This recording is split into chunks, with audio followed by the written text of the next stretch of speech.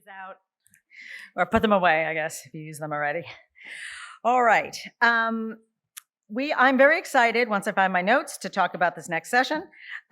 So this next session outlines the growing number of queer games and their ability to build new worlds and destroy old ones. This panel will feature Associate Professor of Game Design at CUNY Hostos, Juno Morrow, multidisciplinary game designer, Jude Pinto, Associate Professor in the School of Art, Media and Technology at Parsons School of Design, Colleen Macklin, and moderated by Bo Ruberg, an Associate Professor in the Department of Film and Media Studies at the University of California in Irvine. Together, they will explore the capacity of video games to imagine what new possibilities might come into being after the world we know has ended. Please welcome our panel.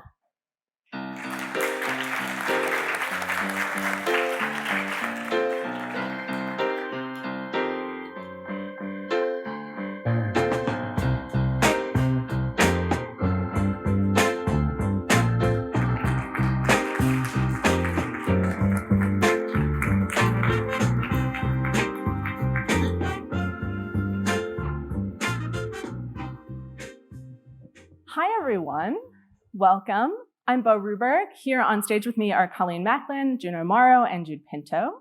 Welcome to our panel with an easy breezy topic to start you off the day, the future of queer games and the apocalypse.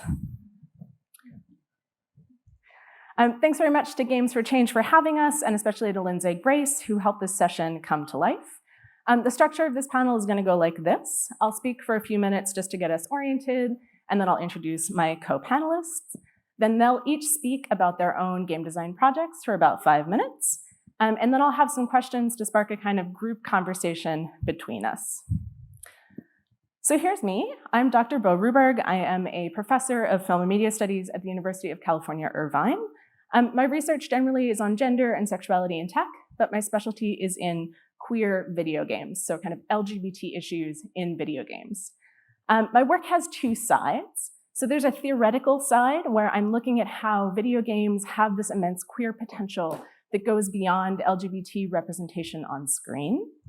But there's also a community side where I am working with queer and trans indie game designers. These are folks who are making scrappy experimental games that are by and for and about queer people. So these are not empathy games for straight cisgender players. These are queer games. So what about the apocalypse? Let me kind of walk you through the situation we find ourselves in today. We are living in apocalyptic times. Our lives are marked by constant threats of climate crisis, global pandemic, and a rise in reactionary anti-diversity politics that undermine our very right to exist as LGBT people. Games are the medium of the apocalypse. There is a huge number of games that are set during or after the end of the world. That includes AAA video games, but also smaller video games and analog games. Games allow us to imagine and also to play with otherwise unimaginable changes to our world. Unfortunately, the relationship between queerness and the apocalypse in games has often been problematic. So we see this especially in AAA games where queerness itself is portrayed as apocalyptic. Queer people or queer desires are often shown as being the thing that destroys the world. Even when people aren't destructive, queer people aren't destructive in these games, their lives in the post-apocalypse are shown as bleak and full of pain. However, over the last few years, we're seeing an important change. Queer and trans designers have begun reclaiming the apocalypse. More and more indie games are embracing the idea that queerness might just be so powerful that it can destroy the world as we know it. A world dominated by racism, capitalist exploitation, and cis heteropatriarchy. At the same time, queer and trans designers are offering these provocative visions of the post-apocalypse. They're exploring what comes after the world's end, the new queer worlds that might take shape in society's ruin. Many of these worlds are filled with queer joy. Games are this immensely powerful platform for world building, for dreaming up new worlds and bringing them to life through play. But these queer apocalyptic games are showing us something different. They're showing us that games are also vital for unbuilding the world and rebuilding it in new ways. And that leaves me personally with a set of questions that I think are crucial for anyone who is invested in making or teaching or supporting games for change. What happens if we stop trying to make the world better through games and instead use games to help us end the world, at least the world as we live it today? What happens if we stop designing for incremental steps towards social good and instead understand games as playgrounds for social upheaval? What is the role of play at the end of the world? This is a question that feels all the more pressing and all the more personal for queer people and others who are marginalized and disenfranchised. What kinds of play can we play once the world we live in, a world that is actively trying to destroy us, has itself been destroyed? So with those questions in mind, I'm going to pass things to my co-panelists. Let me first introduce them. First up, we have Jude Pinto. Jude Pinto is a multidisciplinary game designer, artist, and composer based in Brooklyn, New York. After graduating with an MFA from the NYU Game Center, their thesis project, titled Ponch, Cyberspace Investigator, was accepted into the Game Center's incubator program. Today, Jude is excited to discuss the intentional ways they designed and destroyed the world of City B in Ponch. Next, we have Juno Morrow. Juno is a multidisciplinary artist, independent game designer, photographer, and educator. She's also an associate professor of game design at CUNY Hostos, where she has been developing the first public game design program in New York City. She earned her MFA in design and technology from Parsons. Morrow has presented games and spoken at sites like South by Southwest, GDC, and the Smithsonian American Art Museum. And then finally, we have Colleen Macklin. Colleen is a game designer and an associate professor in the School of Art, Media, and Technology at Parsons School of Design. She is the founder and co-director of Pet Lab, a design research lab that develops games for experimental learning and social engagement. She's also a member of the game design collective Local Number 12 and the co-author of 2 books on game design. So with that, I'm going to pass things to Jude. Woo-hoo.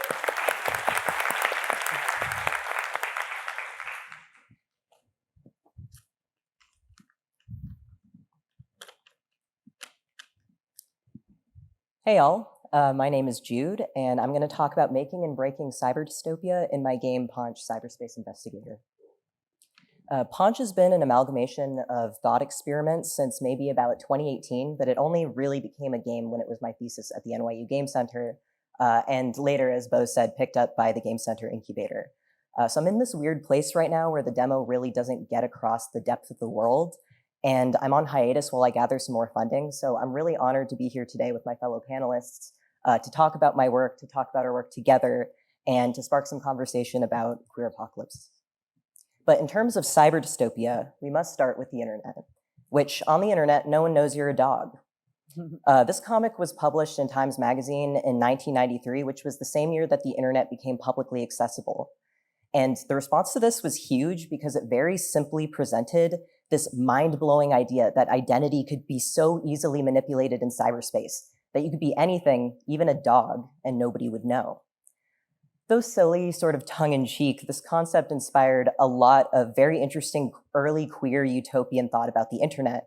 The notion that cyberspace was this decentered, radically democratic space where you could be anything and you could escape the constraints of the material world.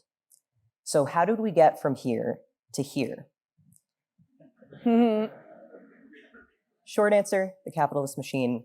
If we want to, delve into it and think about it, if cyberspace is a living product of the material world, then it can't really be liberated from the material world's constraints without some radical reckoning.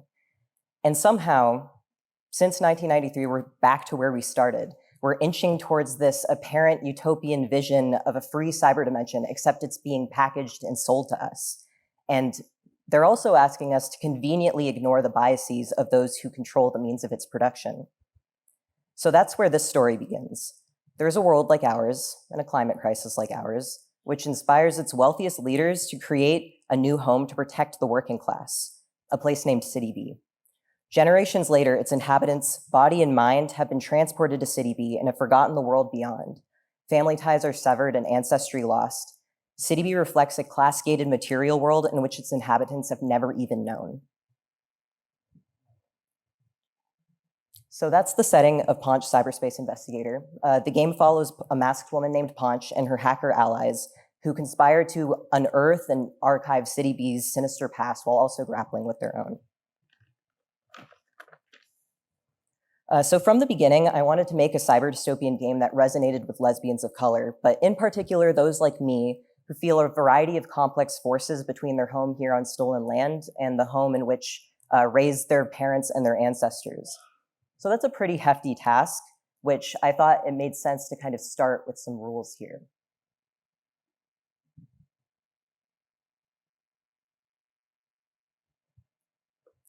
So the first half of these are really to say that I don't think that dystopia has to, I don't think the world has to crumble in one particular way. I think that people like us can still experience joy even in the end times.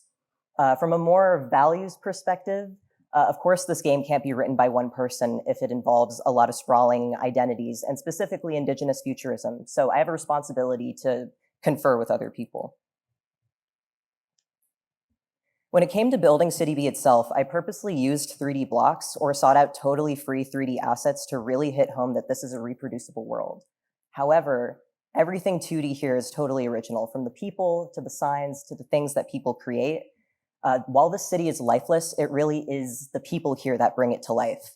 And each block is its own sort of micro community that really reflects the communities for which it houses. Now, the people of City B can only survive through building community and finding family because everybody is poor and it's just, you can't make it on your own here. A lot of people wear masks to declare allegiance, to protect their personal identities, but also to look cool, kind of similarly to how one might do with a profile picture or a logo. So when it comes to playing the game, you have to break it. Ponch has this unique ability to turn the player's perspective into a desktop space, which allows for some really interesting ways to manipulate and literally hack into the world. But other parts of the game involve things that we might traditionally think are bugs, so collider mishaps or clipping through 3D objects.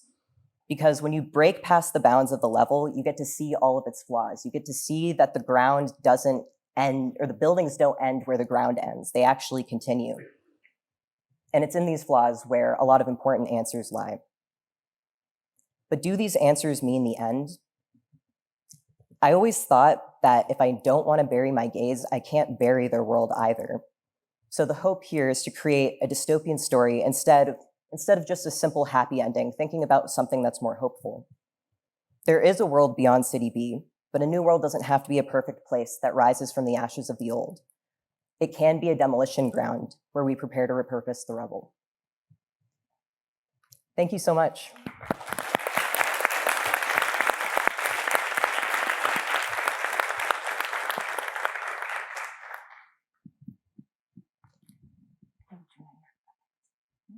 I think you're on. Okay. Sorry, I was waiting for the. Woohoo, sorry.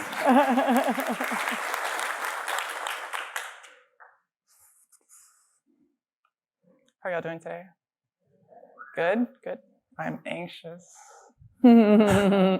So, and I think it's important for me to say that. Usually, I don't know, helps me feel better by saying explicitly that I'm anxious rather than just looking anxious. And so, yeah, I've made several games about doing laundry, and because I hate laundry, and so I was going to talk about one of them. And but first, I want to talk about the apocalypse, right?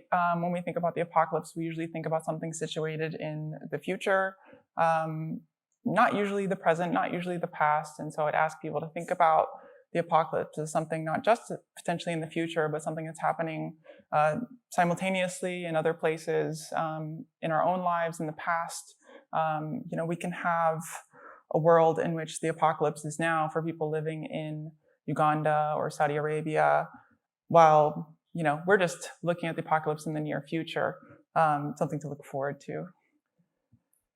And so also thinking about the apocalypse as something that is also deeply personal. So we all have our own beginnings and ends, especially if you're a queer person. And so that's something I wanted to think about as well.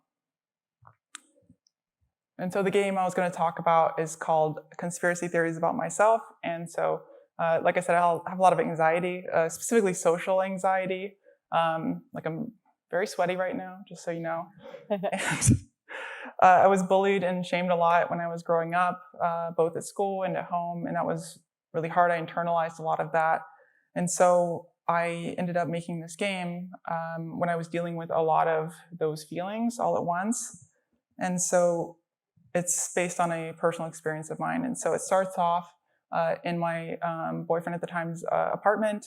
And so we start off in dialogue, and I start helping them to take their laundry to the laundromat, which is always something I love. And so as we were walking to the laundromat, I ended up hearing someone yell out, "Hey, mister," to me. And I'm trans, and it ended up being a former student of mine I hadn't seen in several years since before I transitioned. So, kind of close my eyes, take a breath, and turn around. And, we exchanged an awkward hug, and we talked for a few minutes. And I couldn't help but think the whole time, I was wondering what he thought. Did he think I was weird or a freak? Did he lose respect for me?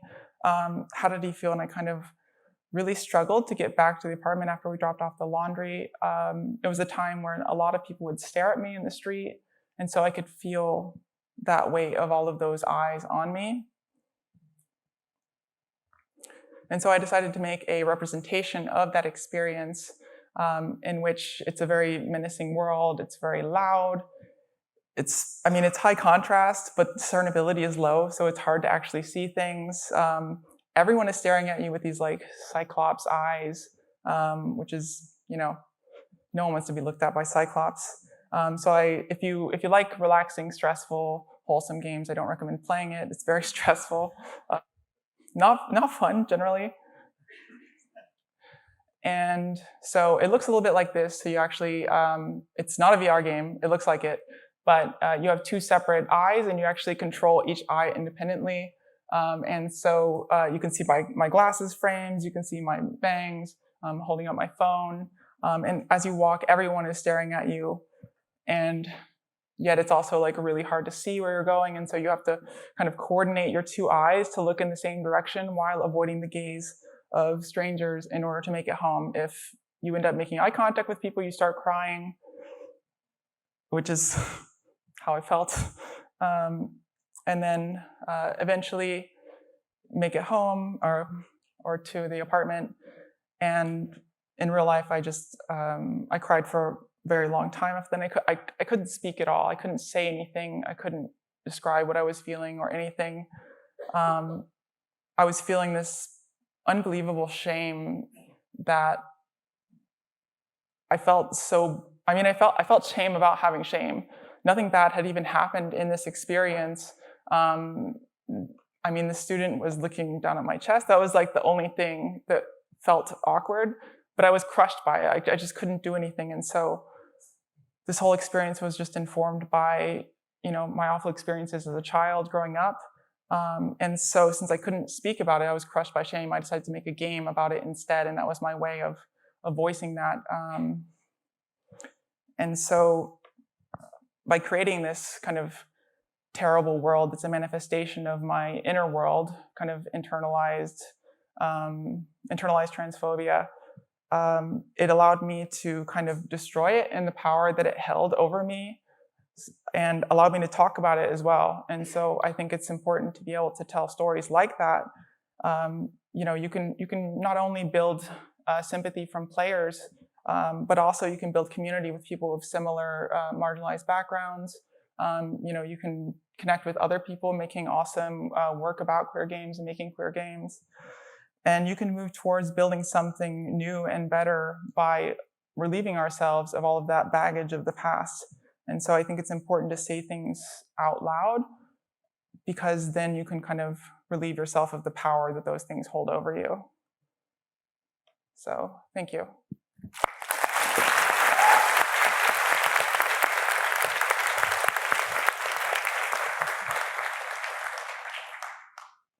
Wow, I have to play these. I'm really excited. I'm Colleen Macklin. I teach at Parsons School of Design. Juno is an alum of our program. Yeah. I'm currently making some games, but right now I guess I'll talk a bit about things I've done in the past. I do have a chapter in Bo's book, Queer Game Studies. And I think, oh, there we go. That's, so I make games for entertainment with my company, Local Number 12. We're almost all of us university professors, and making games is sort of our side gig, I guess. But I make games with Eric Zimmerman and John Sharp, and Eric also teaches at the Game Center. So we're all like a happy New York City family, and we're welcoming Bo from the West Coast. And as Bo mentioned, I've written a few books, co-authored them with my colleague John, on the ideas of failure and iteration. Failure is actually a really interesting theme that I think runs through the queer apocalypse and that idea. And then also, as Bo mentioned, I run a research lab at Parsons called Pet Lab, which primarily designs games to explain complex systems and also to engage folks socially in social justice causes and forms of activism. So right now, I'm working on a series of games that I call machine unlearning. And so y'all know ChatGPT, probably. ChatGPT is the most normcore piece of technology I've ever engaged with. Everything you talk about with ChatGPT is fairly, it's almost as if you put something through a filter and it responded with like the statistically most likely result. I've found conversations with ChatGPT to be incredibly boring. But there's other folks who are doing really interesting things with machine learning. Janelle Shane's AI Weirdness, which is a really fun and funny Twitter account looking at how these systems can actually present back to us a really skewed and strange view of our world. And so that's really what the machine unlearning series is kind of about. It's about taking these systems that are designed to take away all of our jobs and to do work towards a goal in the most common denominator way, and trying to find ways to, I guess, rewild them. This is like concepts and ideas are domesticated through these systems, I think, because they really literally are looking at the most likely word to come after the next word in the sentence, these large language models. And so I've done, I've got 2 prototypes. I've got Cloud Theory, and I don't know what this next one's going to be called, but we're right now calling it Parking Lot Rave Party. I'm working with some of my students on these projects. And then I'm not sure what the third one will be, but it will probably also include bananas. Just briefly, Cloud Theory is a game where you just look at clouds. In fact, you don't even ultimately need a controller to play this game. You can just look and listen. And I'm really interested in how one can create ambient forms of agency, can take away what we imagine to be goal. Like, games are so damn goal-oriented. Why do we always have to have a goal in a game? Why do we have to have challenges in a game? Can't we just kind of fall asleep while playing? Can't we just kind of take a break from all of this goal-oriented, productivity-focused activity? And can we take these, what one calls large language models, and actually make them a little more ethical? Can we, make them more carbon friendly? And so we're creating these little language models using open source GPT-based tools that emit far less carbon than ChatGPT or some of these more advanced tools that sound plausible but also extremely boring. So this is a line that every time you play this game, you get different responses. You can speak to different characters. Right now in the game, we have a philosopher, largely based off, we take open source data, so we're not stealing books that are written by creators who are alive and making a living off of that. So this is trained on Bertrand Russell. It's trained on some shower thoughts. It's trained on some weird writing I did. A friend of mine gave me her diaries. And it kind of mashes all that together to create some really interesting responses to these different shapes that are seen in clouds. And then the next game that I've just started this summer is a rave party. It's reusing a lot of models. I think Jude was mentioning the idea that anyone can make these things, right? I'm reusing objects and models from David O'Reilly, who is an illustrator, really inspires me, and a game designer and animator. And so this is all reusing those tools that have been released open source by him.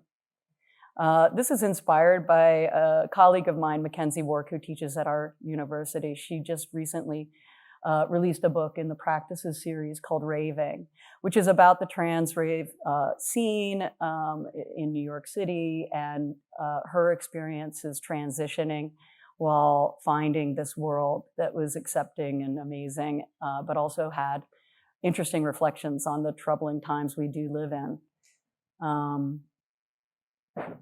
But I love this quote, and the book itself is just the best. So I like to think about these things using three, as academics, we have to make everything into three for some reason. My magic game design number is always 5, but this is 3. Systems, worlds, and agencies. So that's a way you might be able to think about, well, how do you start a project? Maybe I'll start with the system. I want to make something that's real crunchy and difficult and challenging. Or maybe I'll start with what the player gets to do, agencies, forms of agency. Or maybe I'll begin by imagining a world, which includes a sort of narrative. So I'm really interested in taking those ideas through these projects to think about idleness, refusal to work, to think about querying AI systems. How might one do that? We're currently trying to degender open source texts from like the 1800s, and that's not easy. And also ambient forms of agency, meaning just sit back, relax, and enjoy instead of trying to strive towards a goal all the time. But thank you very much.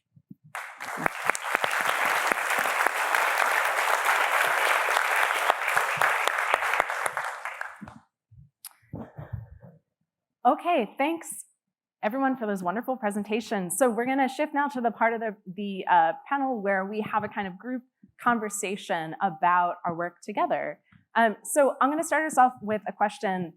This might be a question that you found yourselves asking over the last few years, or maybe people asked you this. I know people ask me this a lot, which is in this moment, historically, that can feel apocalyptic in lots of different ways. And I really appreciate you bringing up, in other contexts too, in other cultural and national contexts, why make games? And I know a lot of folks in the pandemic went through this existential crisis themselves as game makers. Why do we do this now?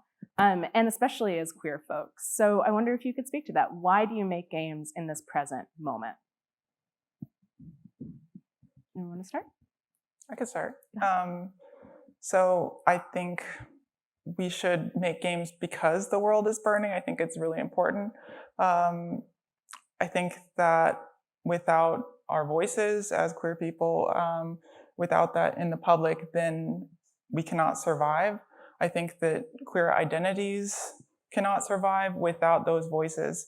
And so we see politicians kind of capitalizing on that, recognizing that queer survival and queer reproduction, to be a little provocative, depends on those voices being out there. And so you see things like Don't Say Gay, you see them going after children, and So I think that it's really important to do that while we can, because, in a few years we may have a situation like we have in Russia where there are laws against, promoting homosexuality and things like that. So I think it's vital that we actually make games while we can, to speak out while we can, to get those in front of other people.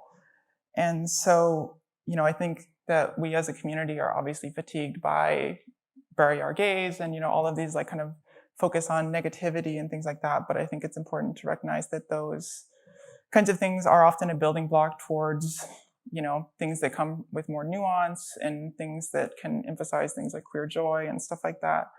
And so I think it was Randall Park, who directed Shortcomings, who talks about how it was important for, Shortcomings depicts nuanced Asian American characters. And so he said it was important for the presence of a TV show like Fresh Off the Boat for something like Beef to happen, which has a lot more nuance and it's not so much from the outside. And so I think it's important to take those steps, even if it's, whatever we can right now, while we can, use that fire as fuel. And yeah. Heck yeah. I mean, I think, it's so important to remember that lives are in the balance here. They're in danger here in this country. And that games are, I think, a fantastic way to share experiences and to communicate ways of being. And, I think Jack Halberstam in The Queer Art of Failure looks at Pixar films as a space where queerness and anti-capitalist ideas are explored under the surface, I guess.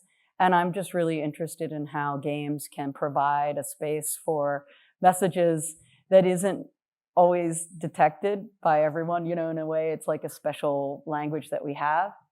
And then also I make games because I like the other people that make them. I just really like to spend time.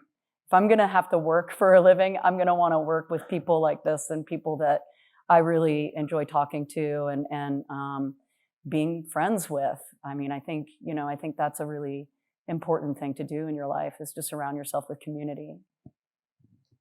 Yeah, I believe that making games really is all about community. You think about like when you were talking about your game, I've absolutely experienced that before as well. Eyes on you, and when you're in that moment and you're experiencing it, you feel so totally alone. And then, to play a game is often it can be a private experience. So to be able to, sit in your room, open up itch.io or something, and find such an experience that really deeply resonates with you, and to not feel the pressure of even having, if you're overwhelmed, you don't have to talk about it. You get to just see that there is somebody out there. You get to literally see through their eyes and realize that you're not alone, but you also have the potential to create things like that as well. Thanks. Yeah, I was going to ask you about how your games build worlds, but I think you're talking about community, and I think there's world building that happens there too when you build community in games and through games and around games. And I wonder, maybe just to expand on that, how you've built community, or how community has been important to you in your own game design practice, especially queer community. Okay. So I think it's really the sense of community and kind of partnership and community and identity, and having shared experiences, shared struggles is really vital for me personally. I know that having people playtest my games who understand the experiences, having people read through my drafts to tell me what they think and really have an insight into the perspective has been really vital.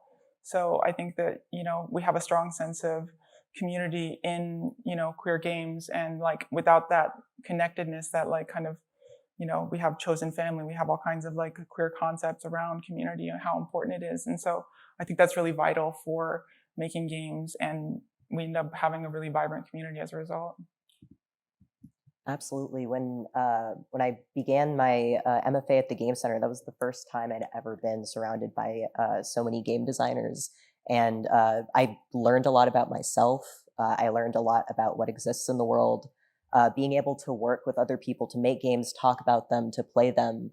You get to open up a whole lot of conversations that you wouldn't have otherwise, just because the act of playing can be very freeing.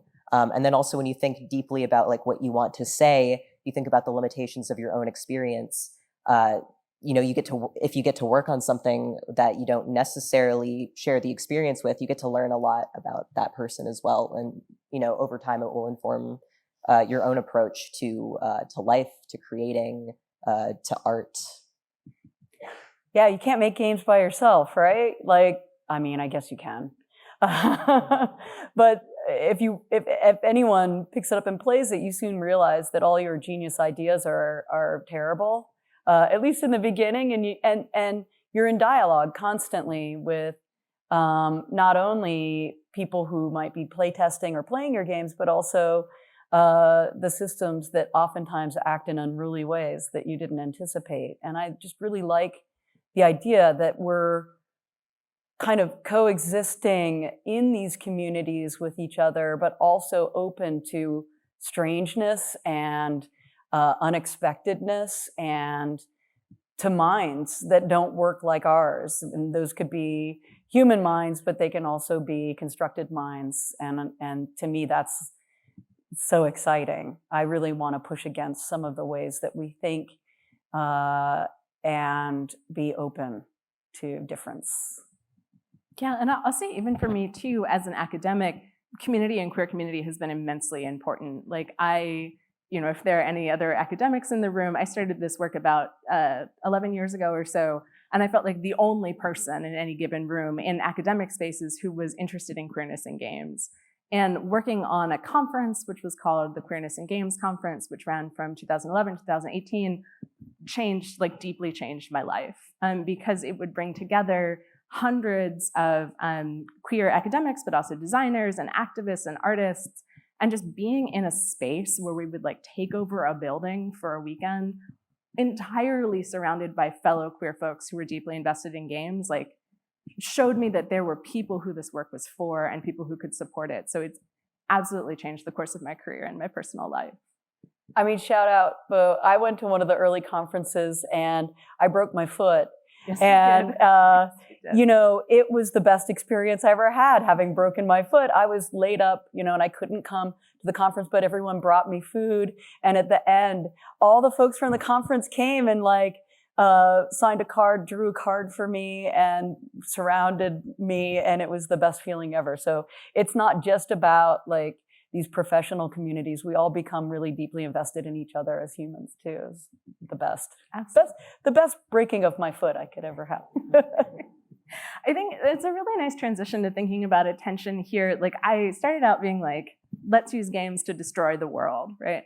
But we're also talking about joy and togetherness and community. And I think it feels like a contradiction, but it's something that comes up in a lot of your work, each individually, and other work we're seeing of queer folks making apocalyptic games.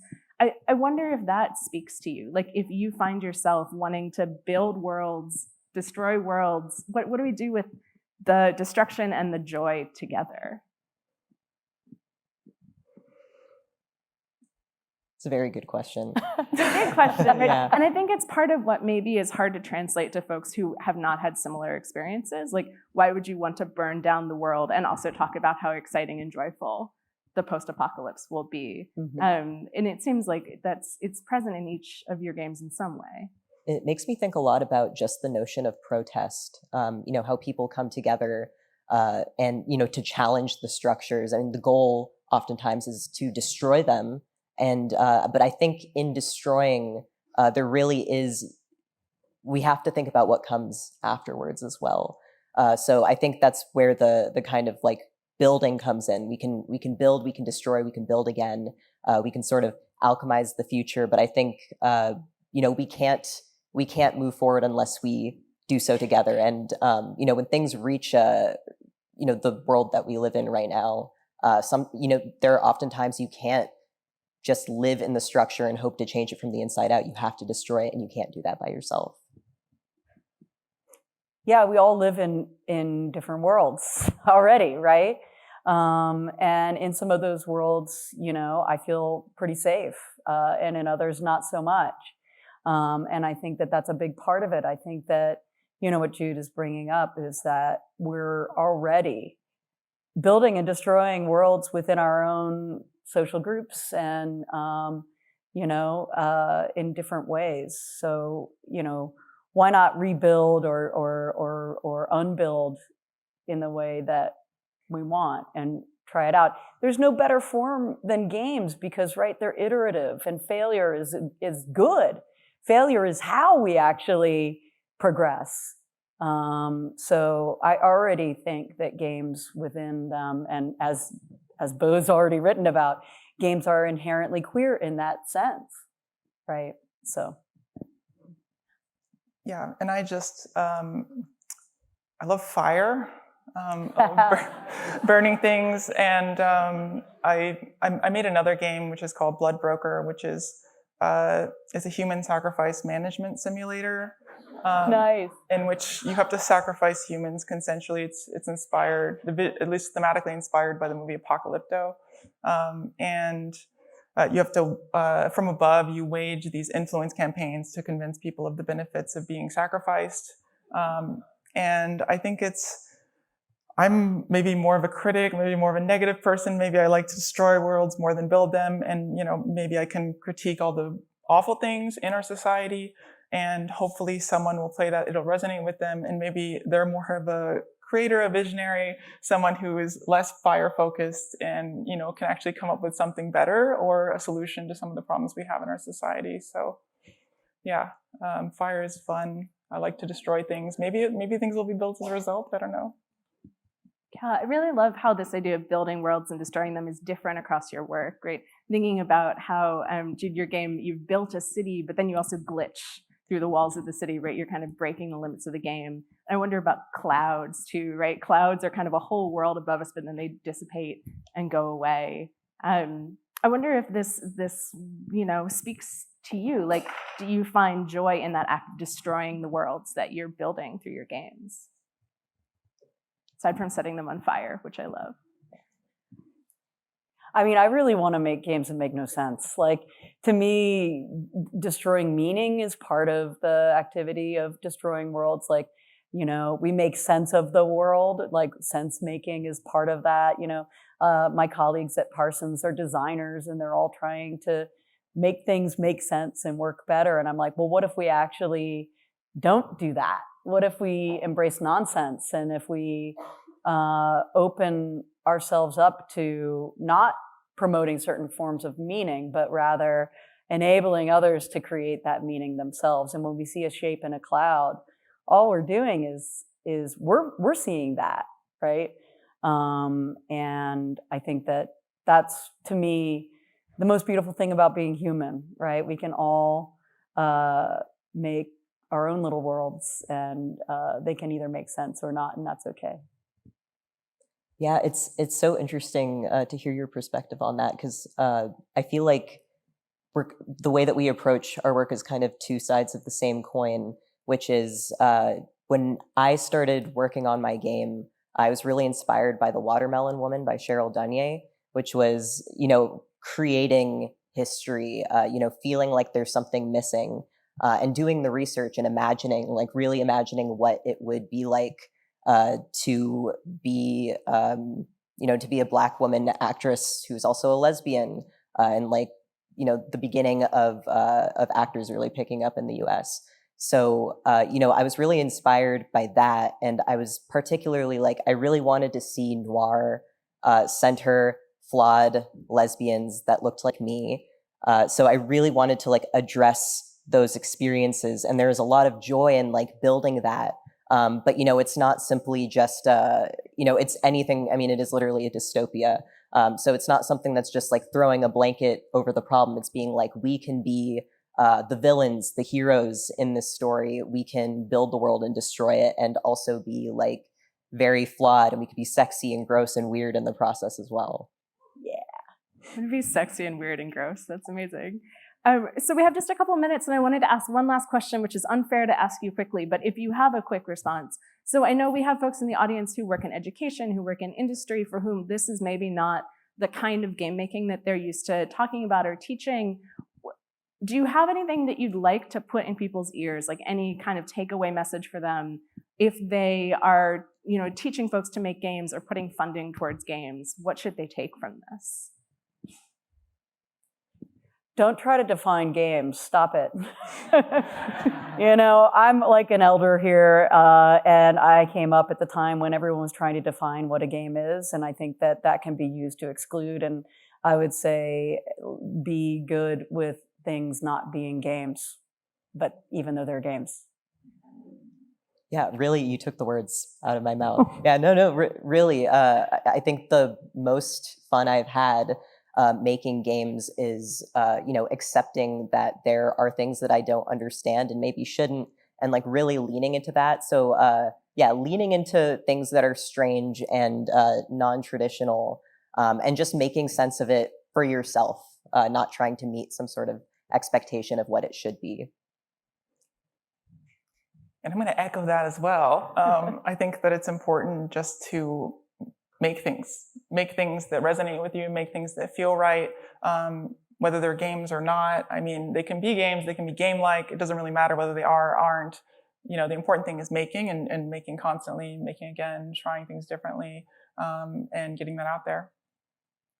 And I think my last thing would be to say that queer games are so much more than empathy. Right? This has not been a conversation about making games so that straight and cis people can understand what it's like to be queer. This has been about the games that speak to us personally and our communities, and queer games are about that first and foremost.